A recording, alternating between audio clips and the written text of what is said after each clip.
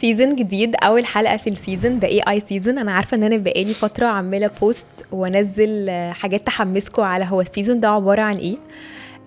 النهارده في اول حلقه في السيزن، كل ما حد يتكلم عن الاي اي ويقولوا دي حاجه هتغير حياتنا، حاجه هتغير مفاهيمنا والطريقه اللي احنا بنعيش بيها، ما بنبقاش مصدقين او بنبقى مش فاهمين قوي ده هيغير حياتنا او الفيرتيكلز المختلفه اللي في حياتنا ازاي. وده بالظبط اللي احنا هنفهمه مع بعض في السيزن بتاع الاي اي، وهنفهم مع بعض اكتر مفاهيم في اول حلقه من السيزن مع يوسف كمال. يوسف، يا اهلا وسهلا. اهلا وسهلا. خليني الاول اعرف مين هو يوسف. يوسف هو حد مبدئيا بدايفيرس باك جراوند. هو ابتدى الاديوكيشنال جيرني بتاعته ان هو كان بيدرس بتروليوم انجينيرنج، وكان اكتر في الفيزيكال انرجي and he decided to move للديجيتال انرجي. ابتدى الباتشلر بتاعته في بتروليوم انجينيرنج في جامعة القاهرة، وبعدين سافر عمل ماسترز بتاعته في برلين، ودلوقتي هو بيشتغل الدايركتور اوف داتا لأدفا، هي ليدنج كومباني في الفينتك، وكمان هو تيوتر في يوداسيتي، بورد ممبر في يوكليد كونسلتنسي، وطبعا of course on top of all of this هو الفاوندر بتاع People of Data. ما كنتش هلاقي حد احسن من يوسف كمال يجي لنا في اول حلقه من حلقات The AI Season في The Podcast by EK عشان نخش ونتكلم عن ال AI. يوسف، والله العظيم بلاجر، يعني اشكرك. يعني متحمسه جدا للحلقه ومتحمسه للانرجي بتاعتك، لانه I've been following you for a while على LinkedIn، وبشوف الحماس بتاعك وانت بتتكلم عن ال AI، و I'm a big believer في فكرة الكوميونيتيز اللي ليها علاقة بال AI والديتا، وقد ايه ده بيجمع الناس ببعض وبيخلي الناس تبقى connected وتشير knowledge. I appreciate الموضوع ده جدا، وحابة ان احنا نبرنج الباك جراوند دي كلها في حلقة النهاردة. طيب خلينا نتكلم في اول حاجة. انت ابتديت حياتك ان انت كنت بتشوف يعني زي ما بيقولوا كده بتروليوم، يعني اويل في الجراوند، ودلوقتي بيقولوا على الداتا ايه؟ data is the new oil. It's very interesting ان انت دلوقتي، وده بيبروف انه ممكن على فكرة اي حد مش شرط تكون متعلم كودينج خالص في الجامعة، وان انت الباك جراوند بتاعتك تبقى سوفت وير انجينيرنج او حتى بادي داتا ساينس، ان انت عادي جدا ان انت ممكن تبتدي اي اي في اي وقت. يوسف انفستد كتير قوي في الحتة بتاعت الاي اي، وعشان كده انا حابة امشي معاك الطريق خطوة بخطوة، ونبتدي نبسط للناس عن طريق حكاية هو ال AI ده عبارة عن ايه وابتدى ازاي. من زمان، اعتقد من اول الالفينات بدأنا نشوف كونسبت الماشين ليرنينج، وبدأ يتطور واحدة واحدة، يبقى ديب ليرنينج و AI و deterministic AI و Gen AI. لو يا يوسف تحكي لنا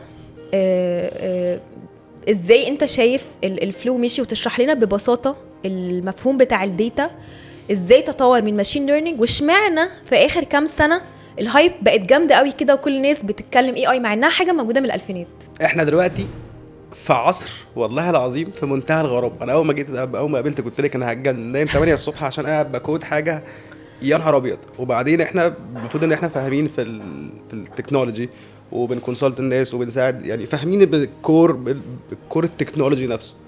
بس زي ما انت لسه قايله في الانترو بتاعت اللي هو اختراعوا الكهرباء او الواير، انا متخيل انت عارفه بالظبط الكهرباء دي معموله ازاي ومتوصله ازاي، وفي جنريتور وحد هنا جايه وشغاله تلكم، انت عارفه بالظبط انت اللي بتعملي التاور ومش عارفه.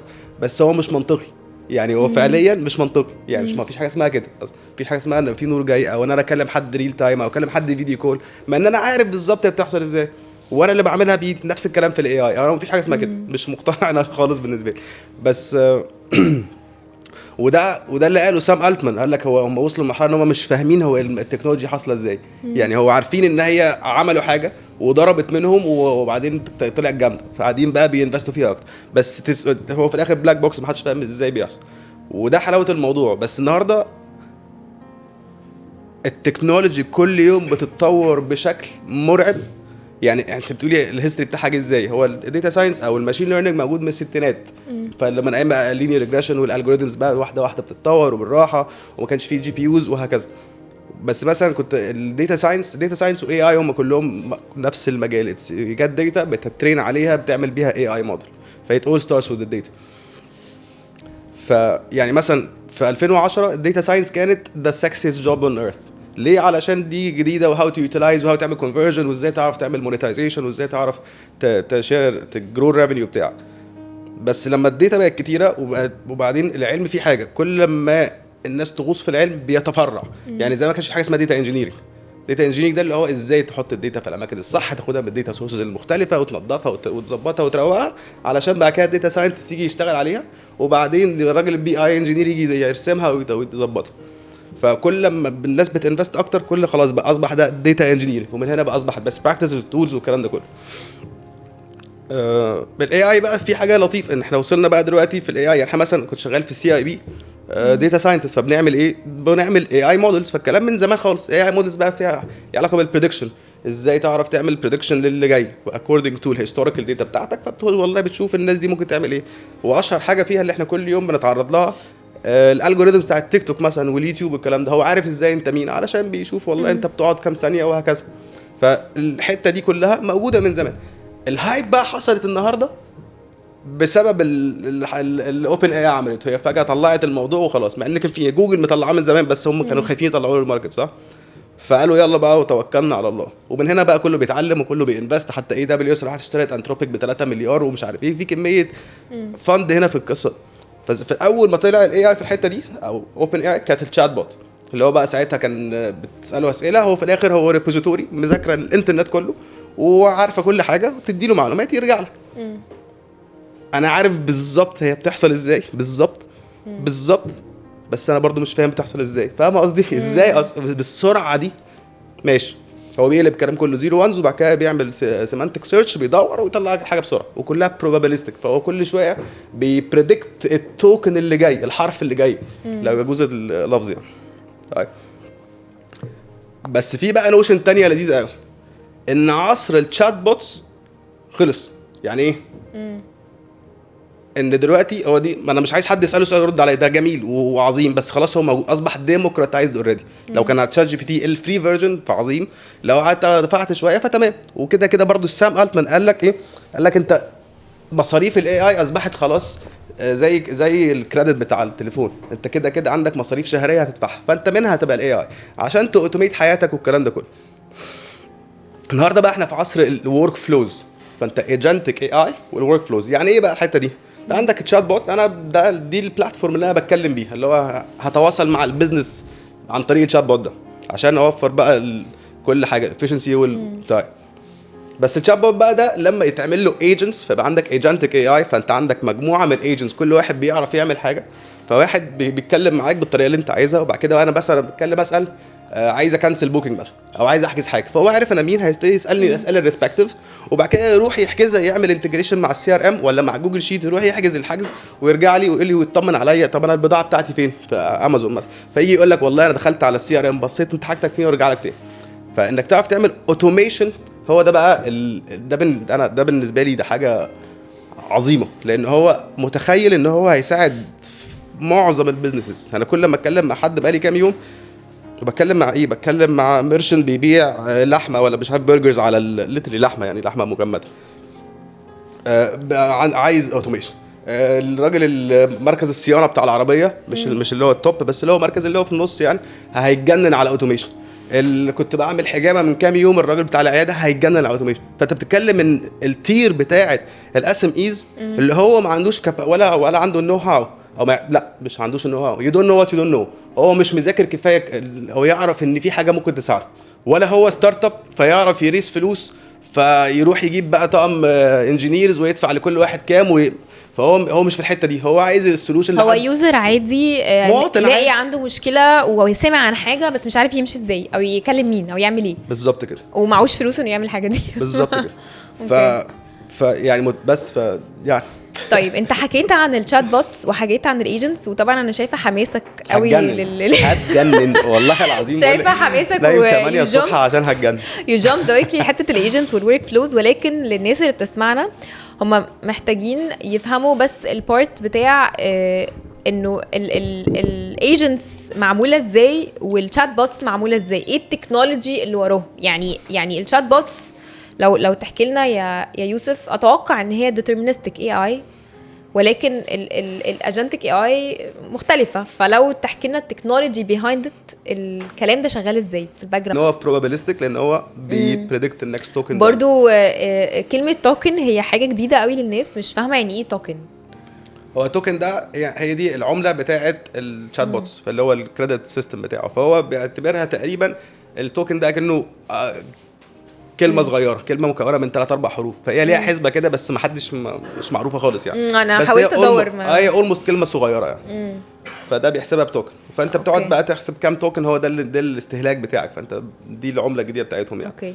فلا انا بصراحه ما اعرفش فكره ديترمينستيك ولا، بس انا متخيل ان هو بروبابيلستيك علشان يو جيت تو ديترماين. طيب ده الشات بوت زي ما احنا قلنا هو مذاكر كل حاجه وخلاص، عارف بشطاره كافيه، هو بياخد التكست يقلبه 0 1 وبعد كده فجاه يخش يدور يرجع لي المعلومه خلاص. ده تحفه. الفكره في الايجنتيك اي اي بقى هو ليترلي الشات بوت ده، بس بدل ما انت بتكلمي اوبن اي اي على السكرين بتاعتك مثلا، انت واخده منه واصله اي بي اي سلكه بالظبط، والسلكه دي عملتيها 5. كل يعني مثلا احدى الحاجات اللي كنا بنعملها، بنعمل ماركتنج كومباني كامله. ازاي يعني؟ كنا بنجيب واحد، جبنا الاي بي ايز دي وجبنا واحد اسمه كونتنت رايتر. فده انت يا جدع انت بتاعت الكونتنت، فانت روح ذاكر بقى سبيسيفيكلي هاو وي وود لايك تو توك، الحاجات اللي بنعملها، ذاكر كل الكونتنت اللي نزل، كل الحاجات دي واثبت هنا بقى. تمام، انت كده بتاع الكونتنت. وبعد كده عايز واحد تاني بيرسم، عايز صوره. فالصوره دي هنعمل ايه؟ هنروح نوصل، ناخد انا معايا وصله بتاعت اوبن اي اي، بس بقول له انت اللي تكتب ده. اروح اخد وصله تانية من ميد جيرني اللي هو بتاع الصور، واخد الدوكيومنتيشن بتاع ميد جيرني، هو بيتكلموا ازاي، هو ليه طريقه في الكلام، خد الكلام بتاعه وتعالى علمه للايجنت ده، فده بقى بيعرف يرسم. ففي واحد بيطلع البرومبت والتاني بيروح يكلم ويروح يرجع لي. فانا كده عندي الكونتنت وعندي ده. طيب وعندي بقى الاستراتيجي، هنزل ايه وامتى وفين وعلى انهي بلاتفورم والكلام ده، فهجيب واحد واخليه يذاكر كل الكلام ده ويروح هناك. طيب وبعد كده شويه انتجريشن بسيطه مثلا، وبعدين اجيب بقى واحد ماركتنج مانجر اللي هو بقى الاستراتيجي كلها. وفي واحد بقى في الاخر الاوديت. فانت بتخلي الماركتنج مانجر يشتغل بالترتيب، وانت اكشلي وين يو كان تو برنت ات، انت شايف الكونفرسيشن راحه ما بينهم، فبقيتش انا اللي بتدخل، هو اللي بيكلموا بعض. فواحد يقول لك انا هعمل القرار ده، فالتاني كده خلاص انا ادي الكونتنت بلان، ادي الصور اللي هجيبها، والماركتنج مانجر موافق، يجي بقى الراجل بتاع الكواليتي موافق مش موافق، رجع الناس دي كلها يشتغلوا تاني ويرجع لك تاني. لا وتقعد بقى لحد ما توصل لحاجه وانت قاعد اول ما تخلص تقوم عامل موصله باي بي اي، من اي بي اي يعني سلك، فتروح توصل على تيك توك ولا توصل على لينكدين. انا عملت كده اكشلي على بيبل اوف داتا تشانل على اللينكدين، كنت بنزل بوستات كلها اوتوميت، ولا حتى بقراها ولا ابص عليها ولا اي حاجه، بس كنت عايز اعمل تراكشن على البيج وابقى هي دي السورس اوف الاكشوال انفورميشن، وان يبقى ده المرجع. كل شويه مثلا في دي عملنا ايه، ايجنت بيروح يقرا كل الحاجات الجديده، كل يوم يروح يذاكر في حاجه جديده نزلت، طب فصصها لي وحطها لي في كونتنت صغيره كده واقراها. تمام، وانس دان روح بوست بس شكرا. يعني اللي انت قلته يا يوسف، قلت جمله كده في النص، كل ايجنت بيروح يذاكر. طبعا يذاكر دي بتترجم في الباك جراوند لحاجه، طبعا اللي هو الراجنج سيستم بقى. الراجنج سيستم. صح. ايه هو الراج؟ الراج ده نوع من انواع الداتابيز العاديه اللي هي هو بس it stands for retrieval augmented generation. بالظبط. ومن اكتر الحاجات اللي انا شايفاها في الصناعات بتاعت الايجنتس مستخدمه، انت you cannot do it without a rag، صح كده؟ على حسب يعني. ساعات مش بستخدم راج لو هي مش مستاهله، لو مثلا نولج بيز بتاعت شركه صغيره كول سنتر بيرد على سؤالين وخلاص، فانا اكشلي بحطها في السيستم برونت وخلاص.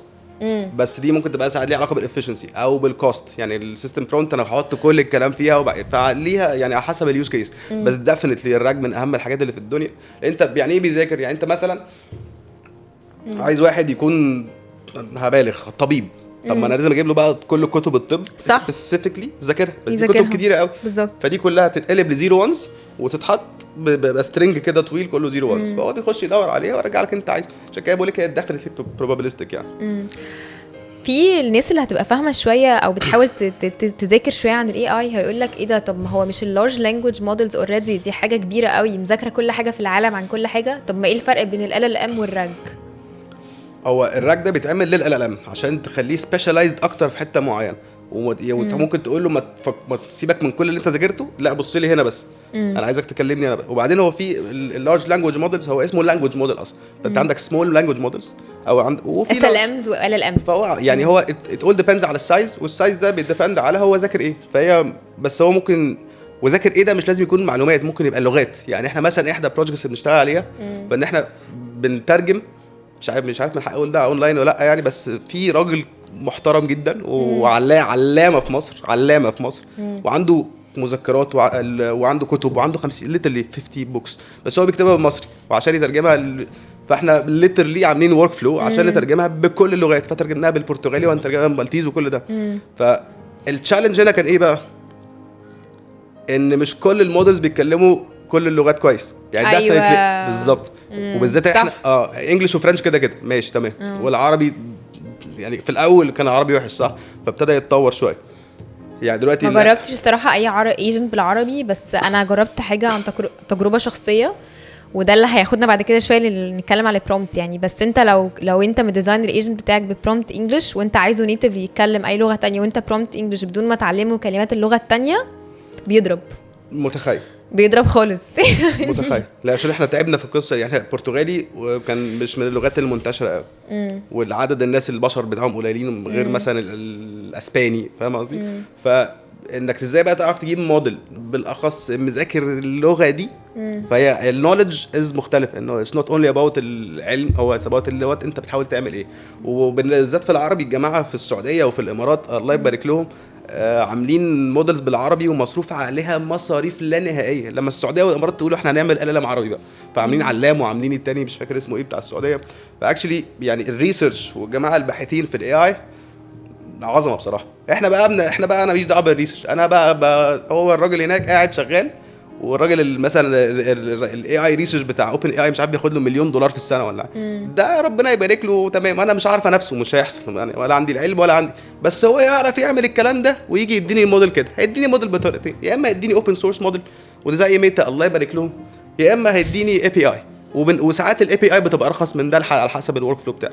فانت خد الحاجه السياعه بقى كلها للمواطن العادي، هاو تو يوتيلايز ده علشان تعرف تشتغل.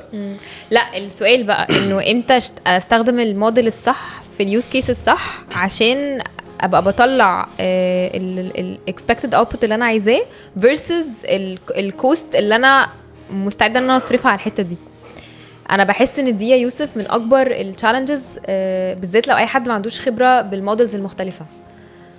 يعني هو يبدو ان انا بقول لك اوبن سورس موديل، فالموديل عندك موجود، بس انا مش هينفع اجيب لارج لانجويج موديل كبير زي بتاع ميتا فيه 460 بليون بارامتر. البارامترز دي حجم الحاجه اللي هو متعلم عليه، التوكنز اللي متعلم عليه، فدي ب 460 كل مليار. ما يتعلم اكتر كل ما يبقى بريسايز اكتر. مش بالضروره ان هو بيتسوح اكتر.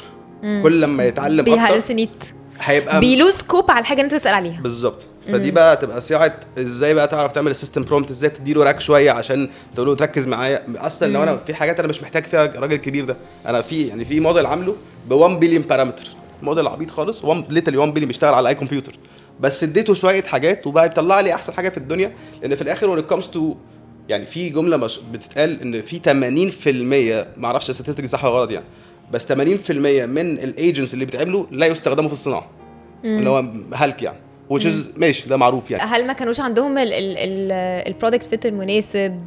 ما كانش فيه الناس بتجرب، ما اشتغلتش due to technical complexities يعني. انا ما اشتغلتش ولا لا ولا نوت يوتيلايز؟ انا يعني انا مش الاثنين ممكن في حاجات بتبقى تو كومبلكس في الانتجريشنز، كوستي جدا definitely كوستي جدا. لما تيجي تران تلاقيها doesn't make sense ان يعمل اني لا يعني احنا كنا لسه جايبين اوبن سورس موديل، بس الماشين كانت مش عارف $4 في الساعه. او طب ما عشان مين عامل كده اصلا؟ مفيش بزنس هيوافق على الكلام ده غير لو هو ماسيف بزنس ومحتاج. بس انا هقول لك يعني I think it all depends على الاستراتيجي او how do you plan your agents اصلا. او انا مش بعمل ايجنت واشوف له شغلانه، لا انا بشوف البين فين وبعدين الايجنت از ا تول. مينينج ما هو من زمان في ار بي ايز، بس النهارده الايجنتس هي ار بي اي بس صايعه بس ذكي قوي وفاهمني وحاسس بيا. فالار بي اي ده يخش يدوس على يعني ار بي اي روبوتك بروسيس اوتوميشن. فاحنا بنروح نسكريب مثلا الشركات صحابنا عشان نشوف الناس بتكومنت عليهم ايه، مثلا زي سنتمنت اناليسيس.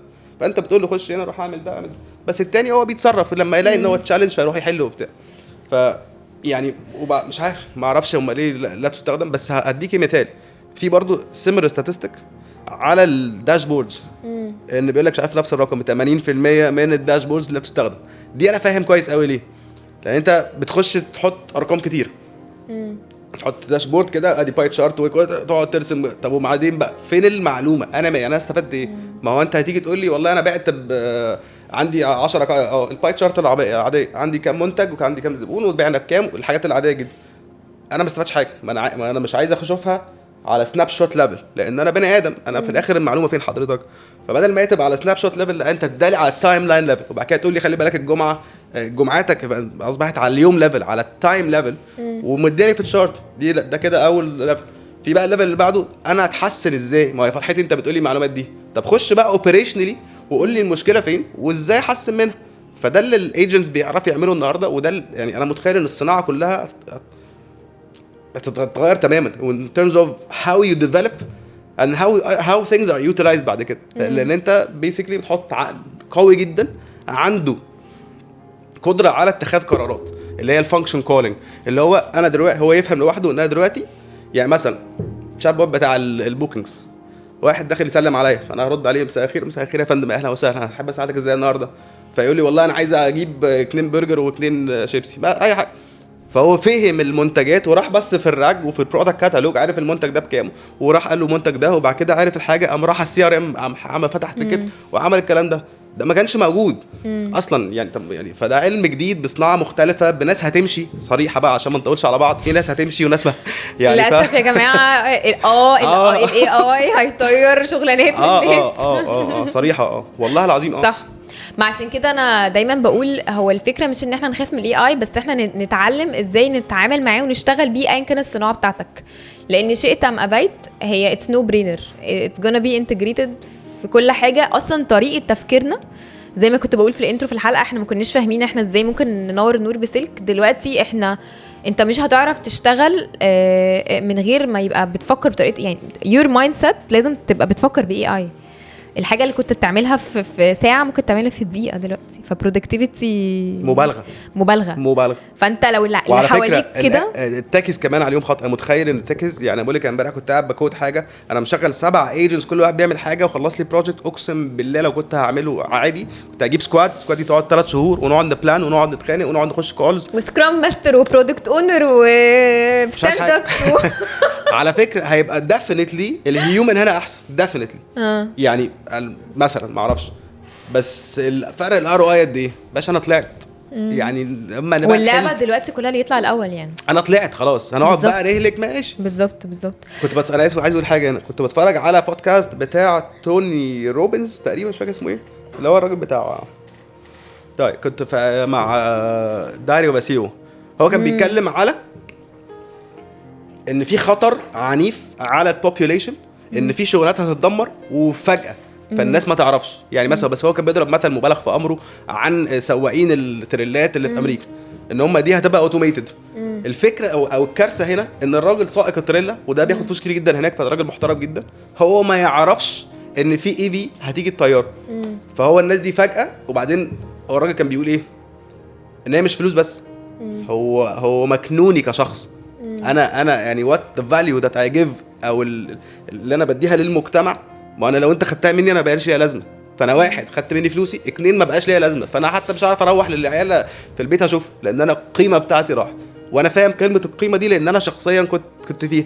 يعني لما كنت مهندس بترول مش شايف ان ليها قيمه معينه، يعني واحد بيعمل مع تمام مع انها شغلانه عظيمه، بس دلوقتي بحب اللي انا بعمله ده، مع اني ما بحبش اكود يعني مش احسن حاجه في الدنيا انك تقعد 12 ساعه قدام شاشه، مش لطيفه يعني.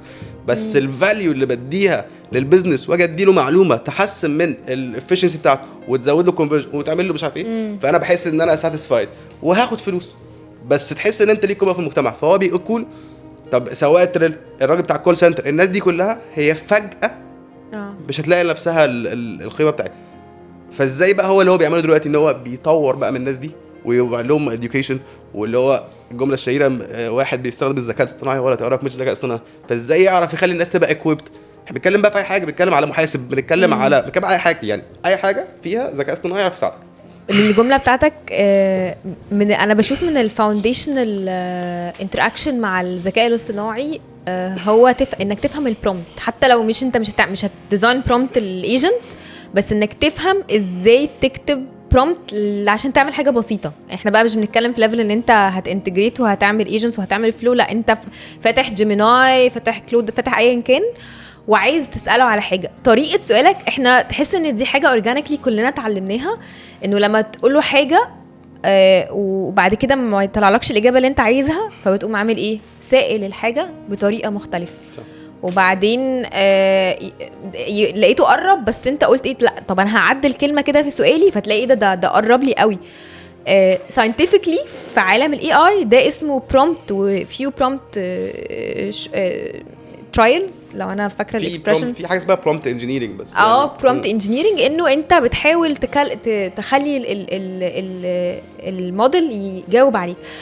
ولكن بخبرتك بقى، وبما انك بتغوص كتير قوي يا يوسف مع الايجنتس، لو تقول لنا عامه بس براكتس بحاجات انت اتعلمتها في عالم البرومبت انجينيرنج او البرومبت، او انت بتكتب برومبت، لانه يعني انا شفت حاجات، بس انا احب اسمع منك خبرتك بقى، ان شكلك بتقعد مع ايجنتس كتير.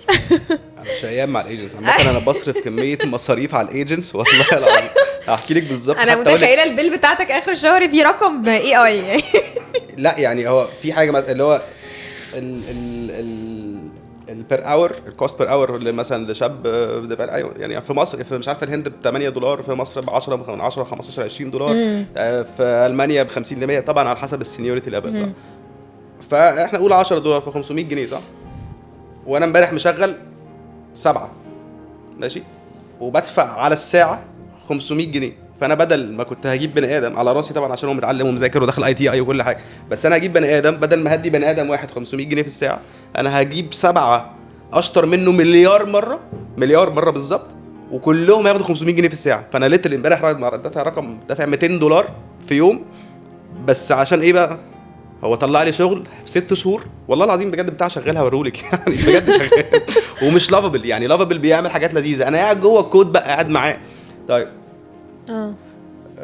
كنت ايه السؤال؟ انا نسيت اصلا، كنا رايحين فين؟ على البرومبت. طيب البرومبت بقى في حاجه لذيذه قوي دلوقتي. انت لما هتيجي تكتبي عندك عايز تتكلمي في حاجه، انا راجل محاسب يا سيدي، عايز اعمل بيزنس موديل، عايز اعمل اي حاجه، فانا هخش لللارج لانجويج موديل اللي هو مذاكر كل حاجه، فاخش اساله سؤال من العدم، فجاه كده هو يتخض يلاقي معلومه جايه، انت عايز ايه حضرتك؟ فانت بتقول له وانت اخر مجهودك هتكتب قد ايه؟ 2 3 لو انت حد يعني بيعرف يعبر هتقعدي 10 سطور. طيب وهتقولي له الحدوته كلها، بدل بقى في بقى شويه رولز عشان نعرف نتكلم مع الراجل ده. اول حاجه هقول له حضرتك مين، لازم تاكت از سي اف او بيرسونا، لا وفاينانشال، تقول له انت مين، وبعدين تقول له انت محتاج تعمل ايه، ويدور فين، شويه معلومات كده عشان ايه كده عشان انت معاكي مخ عارف كل حاجه، فوجهه عشان يعرف فلتر يفكر بقى. وبعدين في حاجه لذيذه، قول له كذا، اعتبر نفسك كذا شخصيه، يعني انت السي تي او والفاينانشال موديل ومش عارف ايه وكل الناس دي. وبعدين في بقى برومبت شفته قريب، وقول له ايه حللها لي اكنك ستيف جوبز واليكس هرموزي، عشان بتبص لها من ماركتنج برسبكتيف وجروث برسبكتيف، فانت بتدي التايتلز وبتدي البيرسونا بتاعت الناس عشان كلهم يقعدوا يتخانقوا ويدوك المعلومه. اهم حاجه بقى في القصه دي كلها ايه؟ ان انت ما تكتبش برومبت بنفسك، انت هتكتب السطرين بتوعك وتقول له كم معلومه انت عايزه، وبعد كده تقول له انت اكتب لي برومبت. ده احنا وصلنا الليفل ده. فاهم قصدي؟ ما قالش حاجه، انا بنهرج مش مصدق، مش والله. فبدل انا خايفه من البرين روتن وحياة ربنا والله العظيم بجد.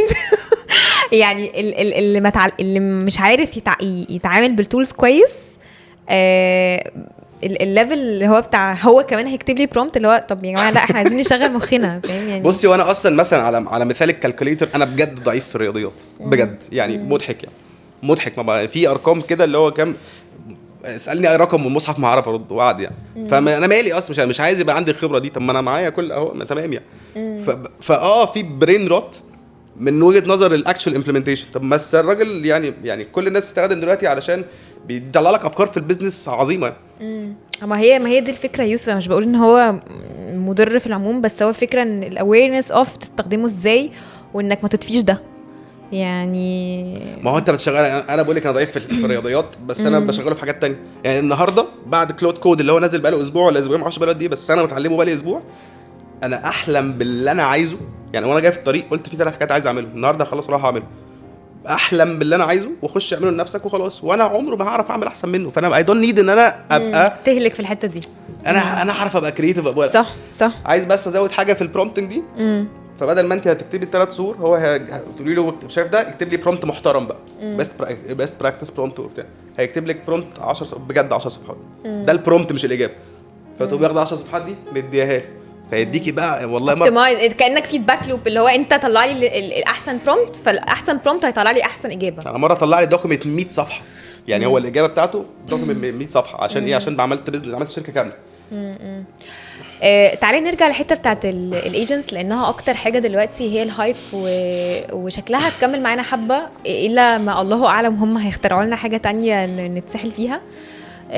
بس تعالي كده نريفيزت، لو انا عايزه اعمل اي اي ايجنت، ايه التولز او ايه الكومبوننتس اللي انا محتاجاها عشان اعمل اي اي ايجنت؟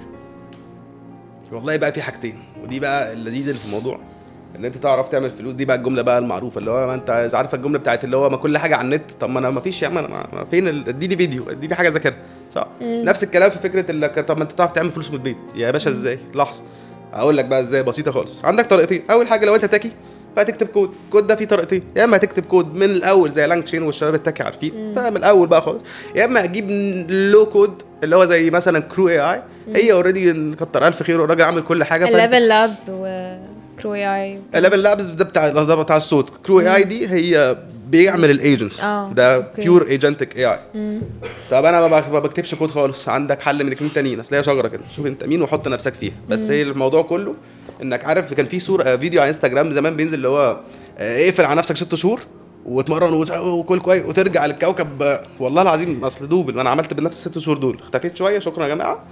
ما انا بس هتسوح، ما انا مهندس بترول ومش لاقي الشغل وهتسوح. طب هنعمل ايه؟ طب اقفل بقى كده اقعد ذاكر شويه، اصلا ما فيش حاجه.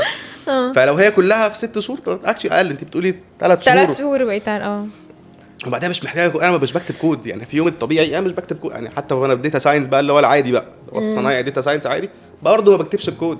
بقول له يا عم بعد اذنك اكتب لي الكود ده، شكرا. طيب انا كنت بقول حاجه انا نسيتها برضه.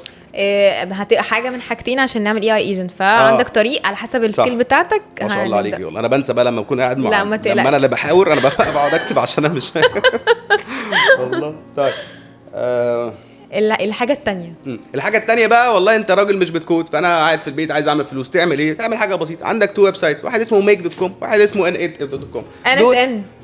صح، بس مفيش حاجه. ده خطير. ده كل هو جواه كل الانتجريشنز اللي في الدنيا، وجواه كل حاجه. كل اللي انت محتاج انك تذاكره، عشان انت اصلا انت مش اول مره هتقعد. بس هو فيري انتوتيف end ده يعني.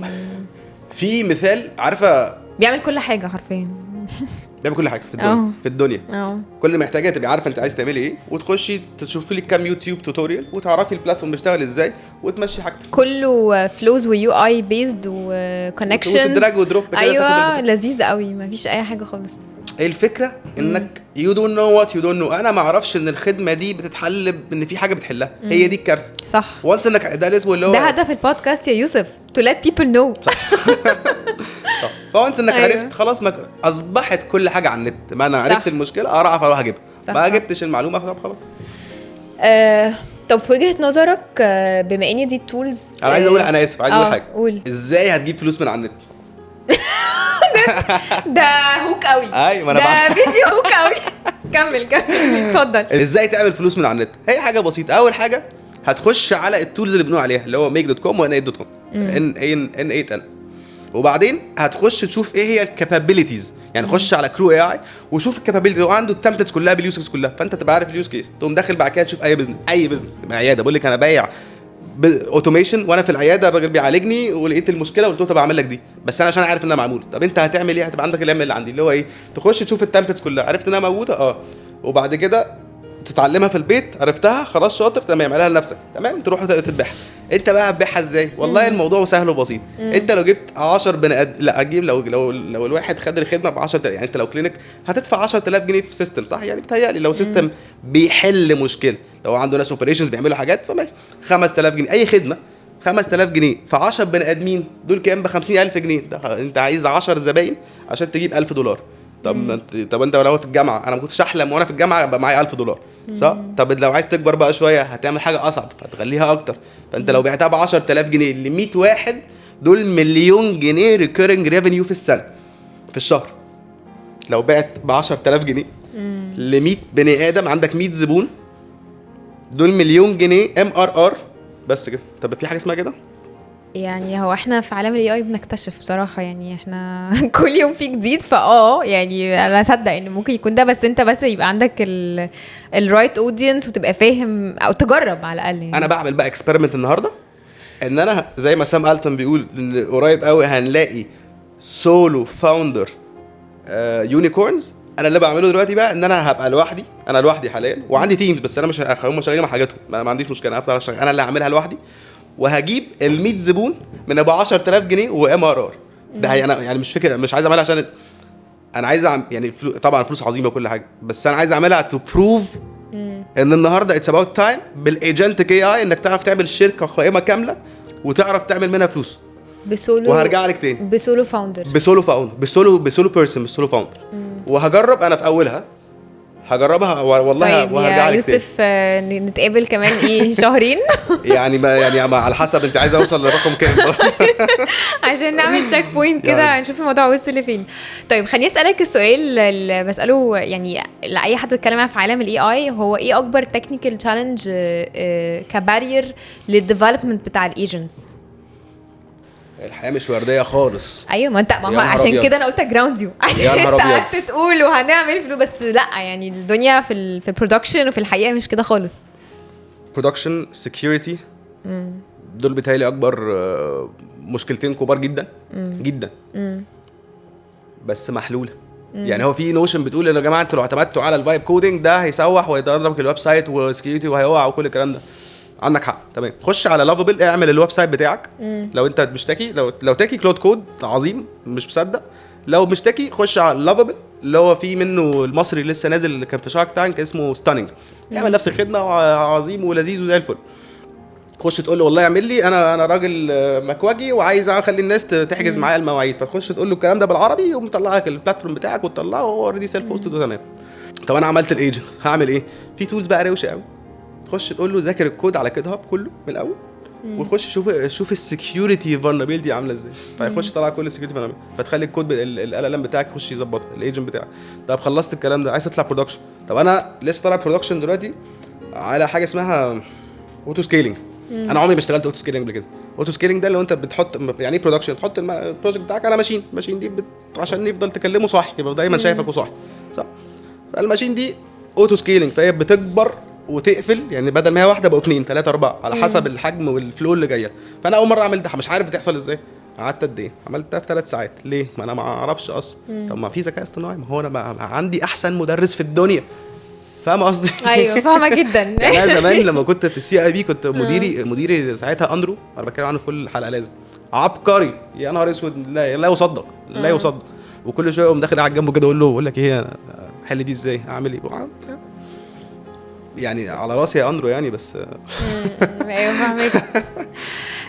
طيب يوسف، اخر سؤال في البودكاست النهارده. لو اي حد حابب انه يبدا في الاي اي، سواء بقى يشتغل مش هقول انه يعمل ستارت اب، لان ستارت اب انت لازم تكون عديت بكل الفيزز عشان تبقى في الماتيوريتي ليفل انك تعمل ستارت اب، بس عامه اي حد عايز يفهم عن الاي اي يشتغل في الدومين، تنصحه بايه ويبدا ازاي او منين؟ كلنا عند اوتوميشن. انا اصلا داتا ساينس ماشين ليرنينج انجينير، اخش اعمل، يعني كنت شغال في البنك بعمل بريدكشن واعمل كريدت سكورينج واشوف الراجل ده اعمل له يعني تو ماتش تكنيكال والجوريثمز وحدوته.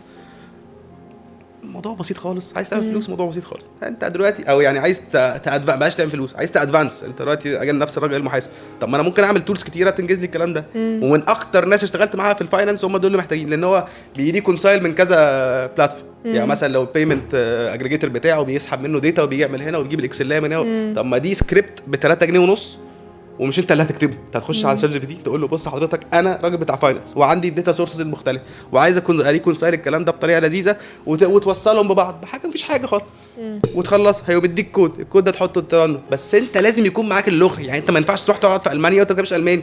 ليه؟ مش هتتكلم بس هتعرف تعيش، مش هتعرف تعمل صحاب.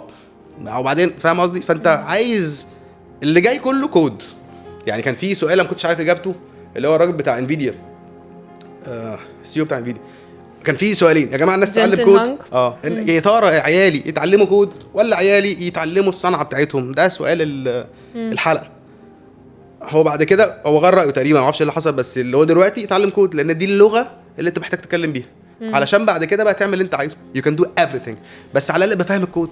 مع ان دلوقتي كل حاجه بقت لو كود نو كود، ولكن الباك جراوند او الاسنس بتاعها ان انت تبقى فاهم كودنج عشان تعرف تشغل اللي قدامك بالظبط.